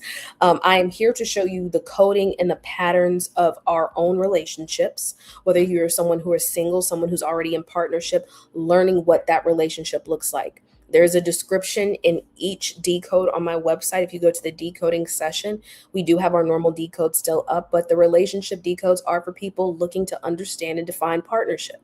Now, we are in the year of one, so going into 2027 will be the year of two, which where the union will start to speed up a little bit in learning the relationship with the self, the shadow, and the light aspects. Yes, so there's three different kinds. So there's the personal decode, there's the relationship timelines, and then there's a relationship decodes. So three different aspects. But if you are single or you just want to do it for yourself, there's one there as well, because you are building a personal relationship for yourself. So you can check these out via my website today. These will be available. I encourage anyone who is seeking to learn about the coding of partnership, of the masculine and feminine. These are live Zoom sessions, by the way, you guys. They are 1 hour Zoom sessions. So we are meeting face to face. This is not simply just a write, and this is what will happen in your life. No, we're not doing that. I want to start meeting with people in person again. I wasn't doing it as much because I'm not sure people are getting enough out of it. But I think once we can speak face to face about what you're seeing in your relationships in the everyday, how you are gravitating towards finding union with the self, this can completely change the aspect. Plus, with all this matrix stuff, I want to see people again. I like meeting my clients from all over the world. I like when y'all book with me face to face because this means we are now forming a connection. Once we get offline, if I ever want to travel to such and such, we can meet up. I'm in New Orleans. If y'all ever come down here, I will meet you. I'll say, let's go to the French Quarter. Let's go walk around and go see some museums, go see what life is outside of the grid. Because our coding is just how we find one another. The real work happens when we meet up in person again and we start looking into what is union and partnership with the self, with community, and how do we find that again. Gloria says, ever since I started pouring into me and truly loving me, I haven't been feeling like I want to find a relationship, because you're no longer seeking for something to fulfill you. You're doing the fulfillment work. You are now your own Amazon fulfillment center. Congratulations. You don't have to go seeking something online anymore. Now you are doing it for yourself. And I think that that's a beautiful thing. That is a beautiful thing. It all starts with our relationship with ourselves. Absolutely.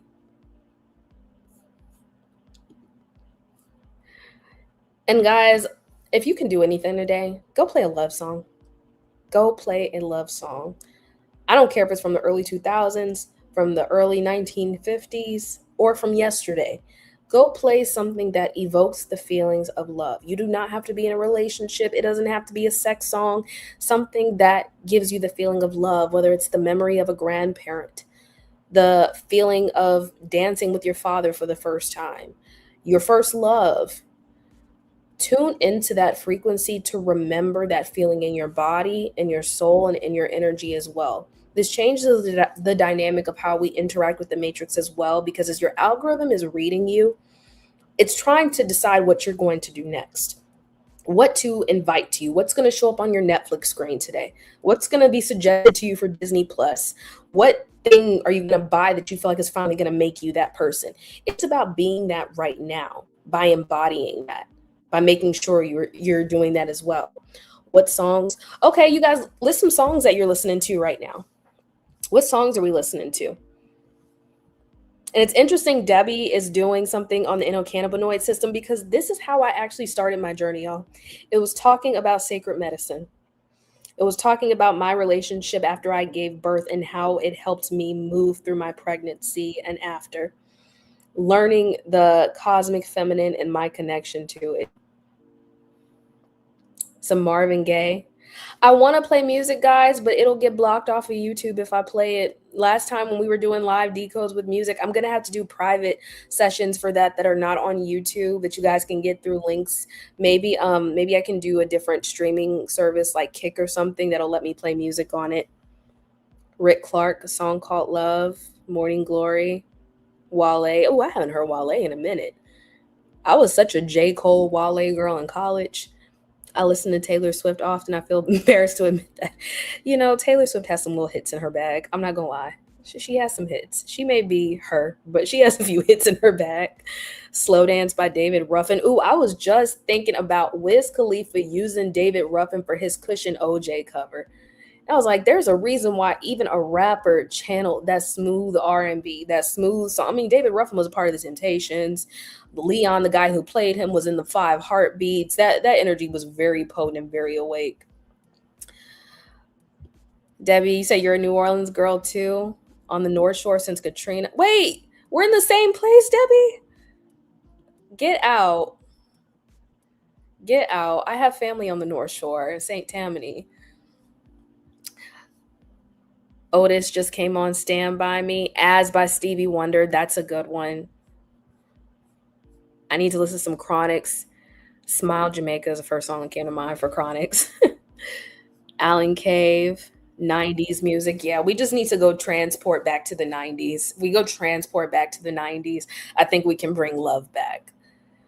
Because I'm so sick of TikTok trends and playing this music that has nothing to do. We need feel good music because Gen Z, and even if y'all are Gen Z in here, I'm sorry, but Gen Z cannot recreate love songs. They can't create dance challenges to love songs. Maybe they could, but nobody would like it. So, ooh, Portuguese Love by Tina Marie. Okay, Fire and Desire. Alexander O'Neill, New Love Like This. Okay, you guys are gonna rebuild a new playlist for me. Chronics Love is on the Mountain. I like Love Is by Ja Cure. That's another song that I really like. Yeah, we need to just bring all of those songs back. Bring that frequency of love back up through the collective. That is something that can't be killed at all. Debbie, that's crazy. And we met through Real Enigmas and Theories, who you guys should also follow. Amazing esoteric decoder of shows and movies. And me and Debbie met through Real Enigmas and Theories this time last year. So that's what I mean about like soul connections with people, even on the internet, which is such a weird space to be like, oh yeah, I met somebody on there. But we were also doing the same thing in MySpace days and Instagram days. Like, oh yeah, my friend and such. And our parents were looking at us like we were crazy. But I've made some real meaningful connections with people in spaces online. It's not all bad. I think it gives us an opportunity to find connections in places we never would, all over the world. Unfortunately, my kids make me listen to K-pop Demon Hunters. My daughter asked to watch it. I said no. Mm-mm. Maybe when you're older. She's like, my cousin said she could watch that. Okay, that's your cousin. That's not me. I didn't know. Now, what you can listen to is me play Anita Baker. I believe the awakening wouldn't be happening without being online. I do feel like that. I feel like conscious evolution has to be driven by taking us to our breaking point. Because as things fall apart, they have to come back together again. They have to be restored as they fall apart. And if love is the universal force that connects that means we're making music again. We're dancing again. We're connecting in spaces where we should be separate, where we should be apart. I mean, personally, I'm making connections with people all over the world who do things I wouldn't even imagine looking into. And that has been the unifying force. Debbie said, when the student is ready, the teacher appears. But I believe that works in many ways. Friends are often the best teachers. Absolutely. Someone's going to have me put Portuguese Love back on my playlist again. I'm like, okay, this is why the feminine energy has to be brought back up. Bring back the boom boxes over the head. Bring back, people still do that. They're still skating together. I've seen older couples. That's one thing that makes me emotional. Whenever I see these videos of these old couples skating together, like rollerblading together, I'm like, because it's so cute and they're so like in harmony with one another and they don't need their phones. They don't need to be anything but with each other and in union. It's just a pattern recognition that doesn't require calculations. It's a love that's unified that doesn't require separation. And that's what I see like with the younger generation right now. They want this instant gratification. They're looking for like sexual drive. Like, no, you need union. You need, I got your back, you got mine. We're moving together. We might be moving in separate directions sometimes, but we're intertwining with one another. Yes, the old school love. I don't know what broke in the system between like 1999 in 2025, but something like they're like, maybe if we adjust this some, we need to get it back on track again. Oh, yes. So said about to bust out my multi-track and guitar. Absolutely. I've always been like a 70s, 80s baby. My mom was born in the 80s, so she played naturally 70s music. My grandparents played and sang 50s music. So it's just about keeping that evolving over and over again. I'm actually about to hop off in a little bit, guys. I don't want to keep you on here too long. We had such a great live today. It was just about love and union and bringing that back again, bringing back the creative driving force of the Matrix. The Matrix is not all just binary code, it's also tapping into the feminine wisdom, exerting the masculine force, bringing those things back together again to come back into union with the self. Nice.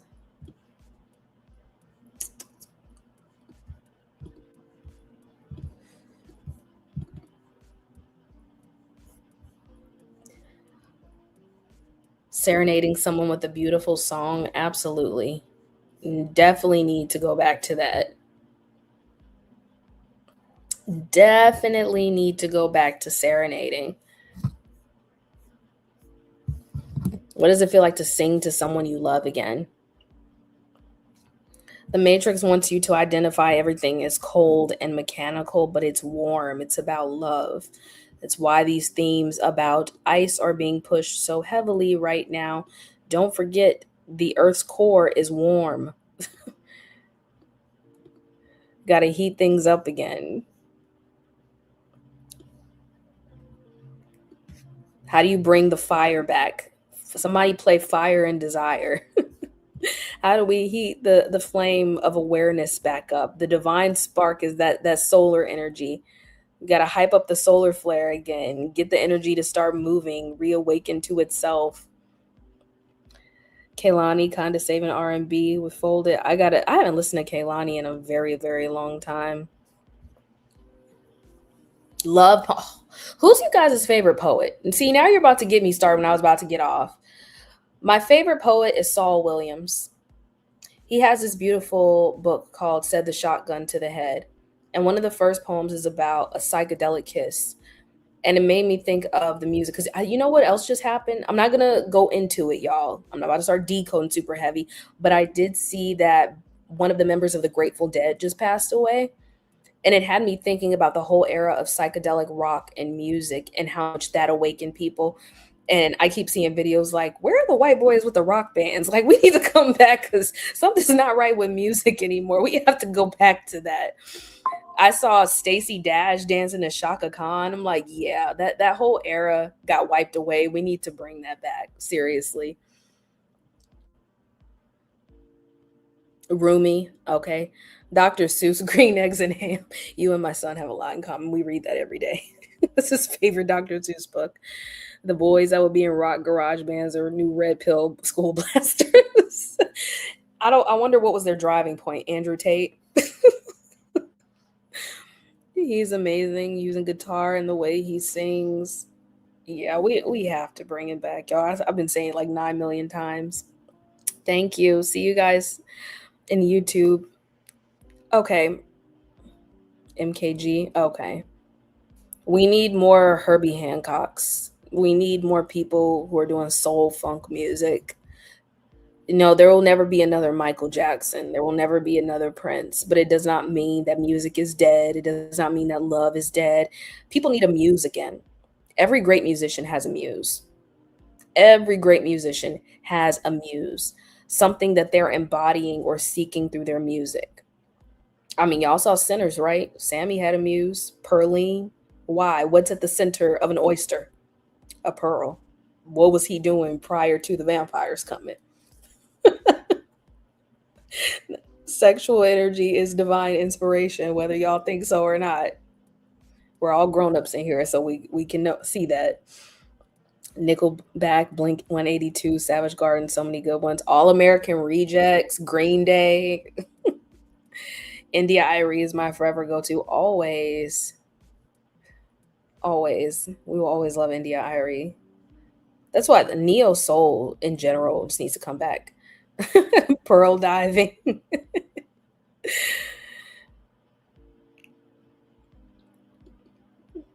You said I'm connecting those dots. Yeah, the patterns are everywhere. You can't ignore the patterns. The vampires wanted Mary, right? Mary's blood, Mary of mixed origin, a child of heaven and earth, black and white. It's all analogy, really. Red Rum Melody by Tiffany. Okay. Well, you guys have given me quite a lot to explore. I'm actually probably going to go make a playlist. Something in My Heart by Michelle A. Yeah, I'm definitely going to be making a playlist. It reminds me of the YouTube channel Colors before Colors started putting mainstream artists in there. When they started putting mainstream artists on it, they ruined it. Colors was big back in like 2016, 2017, and it was all underground artists, especially from like different countries and stuff. And then they started putting mainstream in it, and I just was not feeling it anymore. I feel like Young Boy was into Negro spiritual music before becoming mainstream. I wouldn't doubt that at all. Sade, yes, definitely. In fact, I'm about to go play some of my vinyls. I used to do that before, after work, before my kids, I would go to this store called Peaches on Magazine Street in the French Quarter, and I would gift myself with one vinyl every paycheck because all I could afford was my rent at that time. And I would buy vinyl every 2 weeks when I got paid. I want to go back to doing that. Okay, I won't be able to show YouTube because I'm in my office right now, but I can show you guys on TikTok before I hop off real quick some of my vinyls I have. Next time I go to NO, I would love to meet you. We're gonna have an NO meetup at some point. If I know that people are truly interested, I'll get together a gathering because this is a touristy spot anyway, and it's such a great experience. I think for anybody to have. I've lived here so long that I'm not like fairly impressed by much of anything, but I'm always excited for people who've never been down here to come and see things too. I live in New Orleans.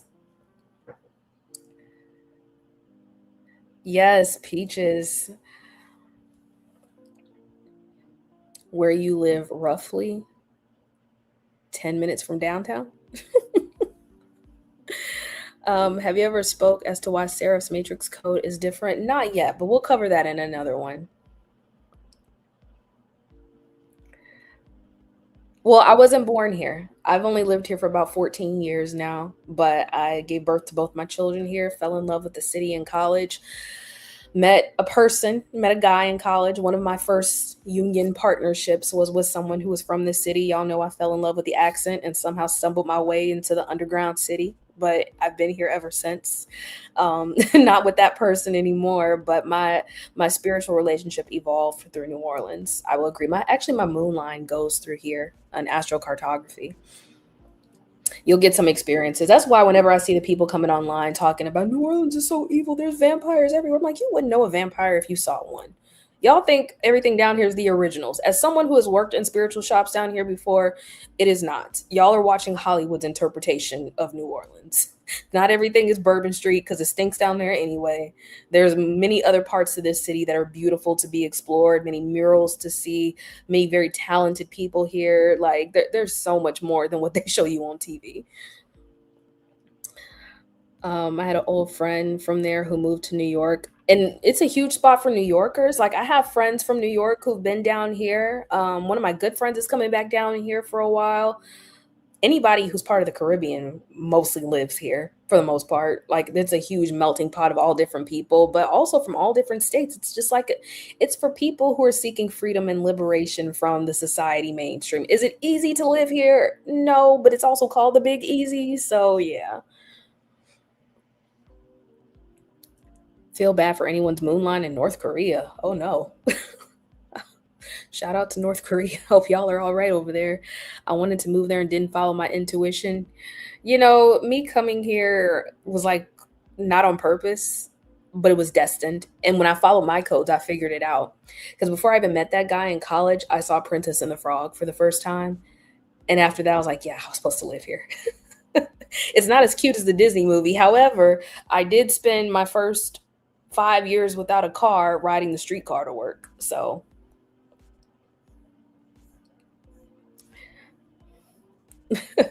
it's a great example. I love the streetcar. I mean, if you running late, it's probably not the best idea, especially on a day where the city is packed. But I mean, it's cute. It's cute. Like when you're looking out the window, but then when there's like 9 million tourists trying to get on it at one time, and you just trying to get home, it's not fun. 504 Ninth Ward. Okay. I'm always gonna love New Orleans, no matter where I live. This will always be my home, no matter what. I think I was destined to come here when I started really doing the decoding of the Matrix, learning my stories. Like y'all know, I've had some videos about Haiti and the Haitian Revolution, the history of the United States, and how it's tied to here, especially with what happened at the Super Bowl last year. I definitely felt the work that I'm doing right now is intentional. And I probably have spent previous lifetimes near France, Haiti, different places in the Caribbean, which is how I ended up here. So my soul remembered to come back to this spot this time, hence the moon line here.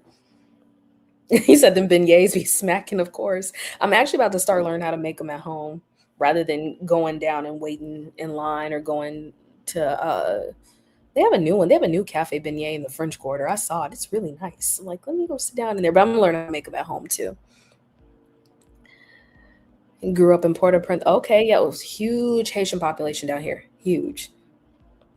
Yes, because your moon line is your subconscious. Your moon line is your subconscious. That's the house of the mother.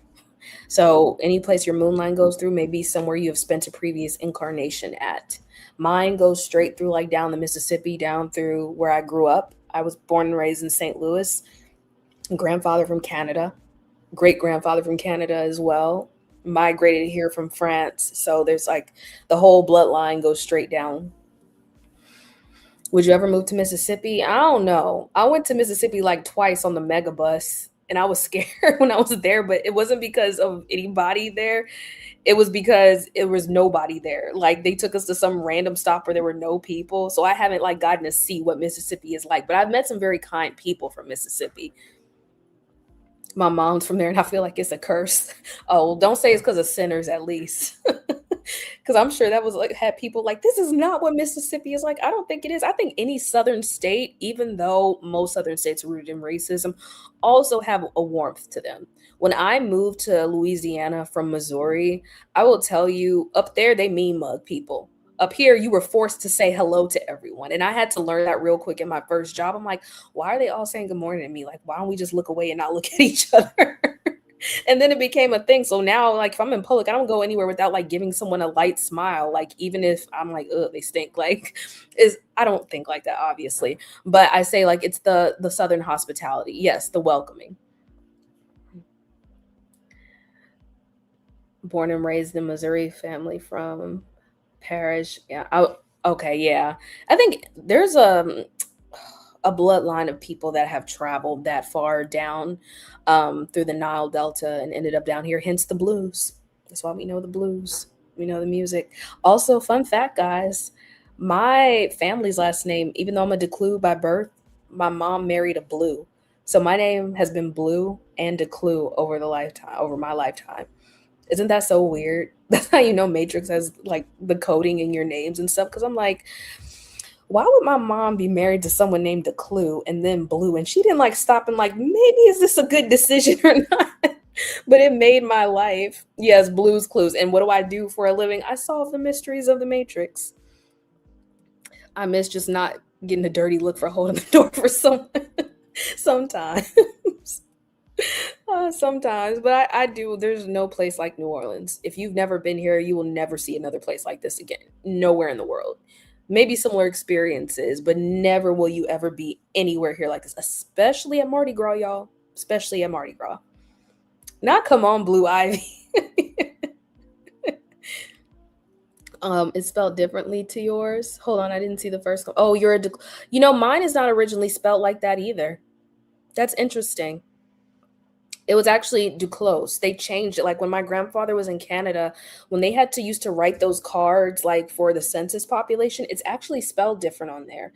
And it wasn't until my grandfather, like his son, where the name got changed. So it's actually not Declue like it's spelled on here. It's just like on government documents. That's how it's spelled. And I don't ever meet that many people with that last name. So interesting. Leonardo da Vinci died in a house called Duclos as well, the enclosure. But okay, guys, we're really going to hop off now. Debbie said New Orleans has her soul. Make sure if you want to book that relationship decode, there are 3 different kinds. There's the personal relationship. There's the relationship algorithms. Actually, I'm going to sit here and read out the descriptions to all of you guys so you know what they entail.